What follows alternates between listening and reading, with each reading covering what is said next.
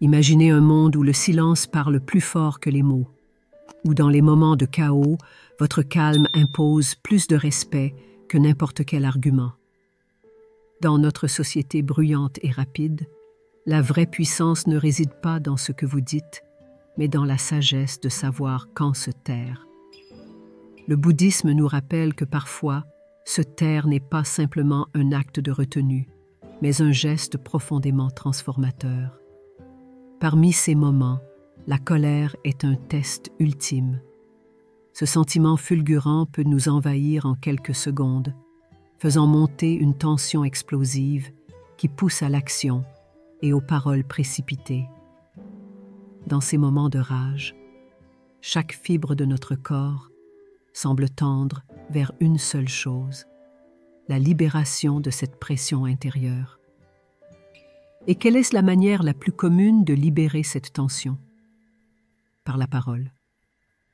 Pourtant, c'est précisément là que se cache le danger. Sous l'effet de la colère, nous avons tendance à prononcer des mots qui dépassent notre pensée, des phrases qui blessent, qui laissent des marques profondes chez les autres. Plus grave encore, ces paroles prononcées sous le coup de l'émotion peuvent fragiliser, voire détruire, des relations qui ont mis des années à se forger. Dans les enseignements bouddhistes, il existe une métaphore puissante. La colère est comparée à un charbon ardent. Si vous le saisissez dans l'intention de le jeter sur quelqu'un, c'est vous-même qui vous brûlez. Cette image illustre parfaitement l'effet dévastateur de la colère, non seulement sur ceux à qui elle est dirigée, mais aussi sur celui qui la ressent. Plus nous permettons à la colère de s'exprimer librement, plus elle nous consume, nuisant à notre bien-être intérieur. Alors, comment faire face à cette émotion si dévastatrice? Le silence était la clé. Se taire au moment où la colère monte en nous est loin d'être une solution passive. C'est au contraire un acte de force. En choisissant de ne pas réagir immédiatement, vous créez un espace où vos émotions peuvent se dissiper, où vous avez la possibilité de reprendre le contrôle sur votre esprit et vos actions. Le silence devient ainsi un bouclier qui vous protège, mais qui protège aussi ceux qui vous entourent. Au lieu de réagir à chaud et de dire quelque chose que vous regretterez, vous prenez le temps de laisser l'émotion passer. Le silence vous permet de calmer cette tempête intérieure, de retrouver une certaine clarté d'esprit. Dans cet état, vous êtes en mesure de répondre, non pas avec colère, mais avec bienveillance et sagesse. Et cette réponse, guidée par la paix intérieure, est bien plus puissante que n'importe quelle explosion verbale. Il est important de noter que ce silence n'est pas une fuite. Il ne s'agit pas de réprimer ses émotions ou de les ignorer. Au contraire, ce silence est une invitation à reconnaître la colère qui nous habite, à l'accepter, mais aussi à la maîtriser. Le bouddhisme nous enseigne que reconnaître nos émotions sans nous y attacher est une forme de libération. En ne laissant pas la colère nous dicter nos actions, nous préservons non seulement notre paix intérieure, mais aussi la qualité de nos relations avec les autres. De plus, ce silence, lorsqu'il est pratiqué régulièrement, devient une véritable leçon pour ceux qui nous entourent. Ils voient en vous quelqu'un qui, malgré les provocations et les moments de tension, est capable de rester calme, de réfléchir avant d'agir. Ce type de comportement inspire le respect. Il montre que la maîtrise de soi est une qualité précieuse et accessible à tous. Alors, la prochaine fois que la colère frappe à votre porte, souvenez-vous de cela. Les mots que vous ne prononcez pas sont parfois les plus puissants. Ils sont le reflet d'une sagesse intérieure, d'une maîtrise de soi qui n'a pas besoin de se manifester à travers des cris ou des insultes. En choisissant le silence, vous offrez non seulement un cadeau à vous-même, mais aussi à ceux qui vous entourent.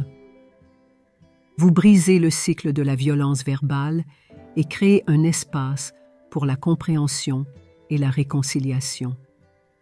Quand une personne se confie à vous, que fait-elle? Cherche-t-elle des conseils, une solution immédiate Ou souhaite-t-elle simplement être entendue? Trop souvent, nous nous précipitons pour apporter des réponses, pour tenter de résoudre le problème de l'autre. C'est une réaction naturelle, presque instinctive. Mais, la plupart du temps, ce que l'autre désire réellement, c'est un espace pour exprimer ses émotions, pour ventiler, sans interruption ni jugement. Dans ces moments-là, le silence devient un allié inestimable. En choisissant de ne pas intervenir, vous permettez à l'autre de déverser ce qu'il ou elle ressent. Ce silence n'est pas un acte d'indifférence.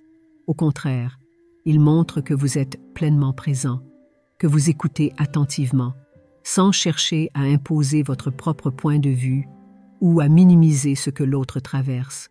Le bouddhisme met l'accent sur l'importance de l'écoute active et de la compassion. Lorsque vous écoutez quelqu'un sans interrompre, vous lui permettez de se sentir entendu, valorisé. Cela crée un espace où il ou elle peut explorer ses émotions, sans pression, sans se sentir jugé. Ce silence devient alors une forme de soutien. Paradoxalement, en ne disant rien, vous dites à l'autre « Je suis là pour toi, je te respecte, je respecte ce que tu ressens ». Offrir ce genre de silence est un acte de bienveillance. Trop souvent, dans nos conversations quotidiennes, nous avons tendance à écouter dans l'attente de répondre plutôt que dans l'attente de comprendre. Ce silence méditatif, issu des enseignements bouddhistes, nous invite à inverser cette tendance. En écoutant simplement, sans chercher à intervenir, nous permettons à l'autre de s'ouvrir pleinement. Cela ne signifie pas que vous ne devez jamais donner de conseils ou partager vos pensées. Mais il est crucial de comprendre que le moment de donner un avis doit être bien choisi. Très souvent, la personne qui se confie finira par trouver ses propres réponses simplement en parlant, en mettant des mots sur ce qu'elle ressent. C'est l'une des raisons pour lesquelles le silence est si puissant dans ces moments de partage émotionnel. Les enseignements bouddhistes nous rappellent que l'ego joue souvent un rôle important dans notre désir de répondre, de conseiller. Nous voulons prouver que nous sommes utiles, que nous savons ce qu'il faut faire. Mais, en réalité, il est beaucoup plus difficile et bien plus généreux de simplement être là, en silence. En offrant votre écoute sans chercher à contrôler ou à influencer la conversation, vous montrez à l'autre qu'il ou elle est capable, qu'il ou elle a les ressources nécessaires pour naviguer dans ses propres émotions. Le silence devient ainsi une invitation à l'autoréflexion. En ne remplissant pas chaque espace vide de paroles, vous permettez à l'autre de se recentrer, de comprendre ses propres besoins, sans être distrait par des conseils non sollicités. C'est un acte de confiance dans la capacité de l'autre à trouver ses propres solutions. Dans un monde où tout va trop vite, où nous sommes constamment bombardés d'informations, d'opinions et de jugements, offrir le silence est une forme rare de compassion. Vous créez un espace de paix, de sérénité, où l'autre peut se sentir libre de s'exprimer. C'est un cadeau inestimable, plus précieux que n'importe quel conseil que vous pourriez donner. Quand quelqu'un essaie de vous manipuler, il y a une pression subtile qui s'installe. Souvent, cela se fait par des mots, des suggestions apparemment inoffensives, mais qui tentent d'influencer vos décisions à leur avantage. Le piège dans ce type de situation, c'est de vouloir répondre immédiatement, de se sentir obligé de se justifier ou de riposter. Mais c'est précisément à ce moment-là que le silence peut devenir votre plus grand atout. Le silence, face à la manipulation, n'est pas une forme de soumission. Au contraire, c'est un moyen de reprendre le contrôle de la situation. En ne réagissant pas tout de suite, vous vous donnez du temps pour comprendre ce qui se passe réellement. Vous créez un espace pour observer, pour évaluer les véritables intentions de la personne en face de vous. Le bouddhisme enseigne que le silence est souvent une source de clarté. Lorsque nous ne nous précipitons pas pour répondre, nous permettons à la situation de se dévoiler pleinement. Dans le cadre de la manipulation, ce temps d'arrêt vous permet de voir au-delà des mots prononcés et de comprendre les motivations cachées. Le silence face à la manipulation est un acte de conscience. Il vous donne l'opportunité de discerner ce qui est vrai de ce qui ne l'est pas. Au lieu de réagir instinctivement, vous permettez à la personne manipulatrice de révéler davantage ses intentions sans qu'elle ne puisse s'appuyer sur vos réponses pour ajuster ses propos. Ce temps de pause, ce moment de non-réaction, vous permet de rester ancré, centré, et de ne pas être emporté par le tourbillon des mots ou des pressions émotionnelles que l'autre tente d'exercer sur vous. Le silence est aussi une façon de protéger votre propre espace intérieur. La manipulation repose souvent sur la création de doutes, de failles dans votre jugement et sur l'exploitation de vos vulnérabilités. Lorsque vous choisissez de ne pas répondre immédiatement, vous mettez une barrière entre vous et l'autre personne. Une barrière qui vous permet de réfléchir avec clarté et de prendre des décisions en accord avec vos valeurs, plutôt que sous l'influence extérieure. Dans les enseignements bouddhistes, il est dit que la maîtrise de soi commence par la capacité à observer sans réagir. Ce n'est pas un abandon, ni une forme de faiblesse. En réalité, cela demande une grande force intérieure de choisir de se taire, surtout lorsque la tentation de répliquer ou de se défendre est forte. Le silence dans ce contexte devient un acte de résistance pacifique. Vous ne laissez pas la manipulation dicter vos réactions. Au contraire, vous montrez que vous êtes en contrôle de vous-même. Ce silence peut également avoir un impact sur la personne manipulatrice. Souvent, les manipulateurs s'attendent à des réactions rapides et émotionnelles. Ils s'alimentent de l'énergie que vous leur donnez en répliquant, en argumentant. En choisissant de ne pas jouer à ce jeu, vous les déstabilisez. Votre calme et votre silence sont des réponses inattendues qui leur retirent l'emprise qu'ils espéraient avoir sur vous. Cela peut parfois les amener à reconsidérer leur approche ou, au moins, à prendre conscience que vous n'êtes pas une cible facile. Mais au-delà de l'effet sur l'autre, le silence face à la manipulation vous offre un précieux cadeau, celui de préserver votre paix intérieure.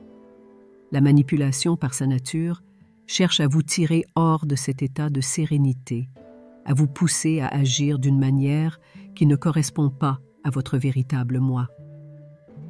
En choisissant de rester silencieux, vous vous protégez de cette perturbation émotionnelle. Vous gardez votre centre, votre équilibre, et vous vous assurez que vos décisions viennent d'un lieu de sagesse et non de pression.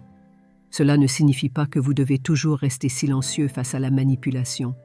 Parfois, une réponse claire et affirmée est nécessaire. Mais ce silence initial vous donne le temps de réfléchir, de vous assurer que votre réponse est mesurée et alignée avec vos valeurs, plutôt que dictée par l'urgence du moment.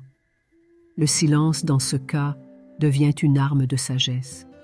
Il vous permet d'observer sans être touché, de répondre sans être réactif et de maintenir votre intégrité face aux tentatives de manipulation. C'est une forme de pouvoir tranquille, une force qui ne se manifeste pas par des mots bruyants, mais par une maîtrise calme et résolue de soi. Dans notre monde moderne, il est devenu presque instinctif de vouloir donner son avis sur tout. Les conversations, qu'elles soient en personne ou sur les réseaux sociaux, sont souvent marquées par une avalanche d'opinions, même sur des sujets que l'on ne maîtrise pas. Mais le bouddhisme nous enseigne qu'il y a une grande sagesse à savoir se taire lorsqu'on ne connaît pas tous les faits. Parler sans être bien informé peut non seulement causer de la confusion, mais aussi engendrer des conflits inutiles. Le silence, dans ces situations, est une marque de respect. Respect pour la vérité, pour les autres et pour soi-même. Il montre que vous êtes assez humble pour admettre que vous n'avez pas toutes les réponses, que vous êtes encore en train d'apprendre, de comprendre. Cette humilité est une vertu essentielle dans les enseignements bouddhistes. Elle nous rappelle que nous sommes tous en constante évolution et que ce que nous ignorons aujourd'hui peut devenir une leçon pour demain.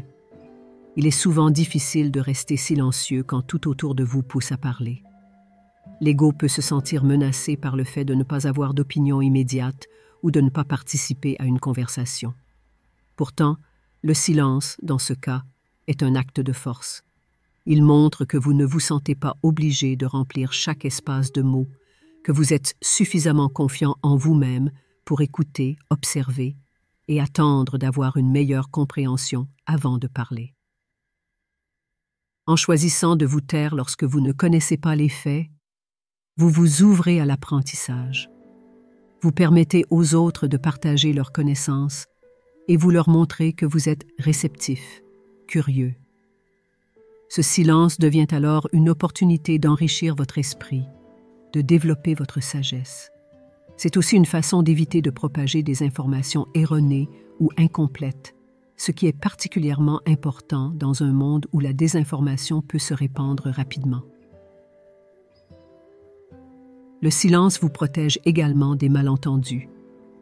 Lorsque vous parlez sans bien connaître un sujet, il y a toujours un risque que vos mots soient mal interprétés, que votre opinion soit basée sur des faits partiels ou erronés.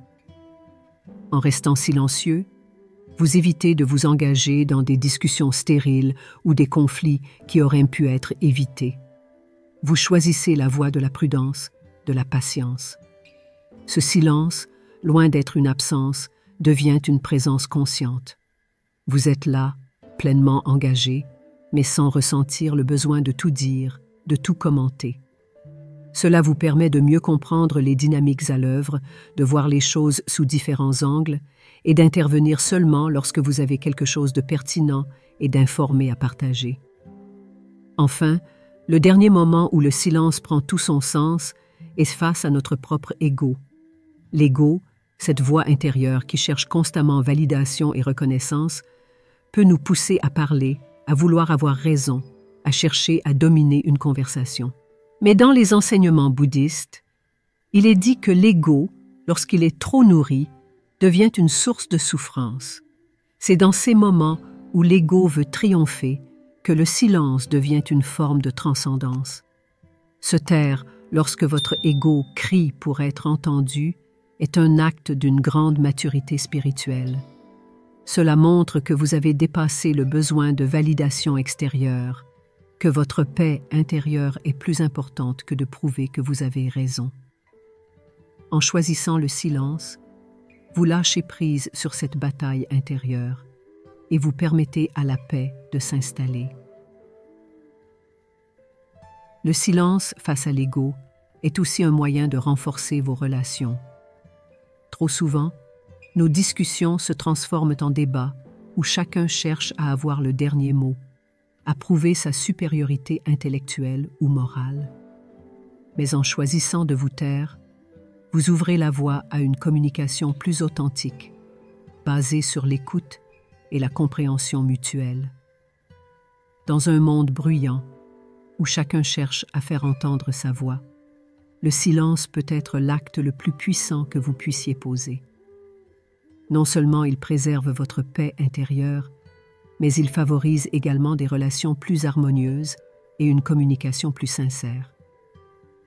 Que ce soit face à la colère, à la manipulation ou à votre propre ego, le silence est une source inépuisable de sagesse. Merci d'avoir exploré ce voyage avec nous.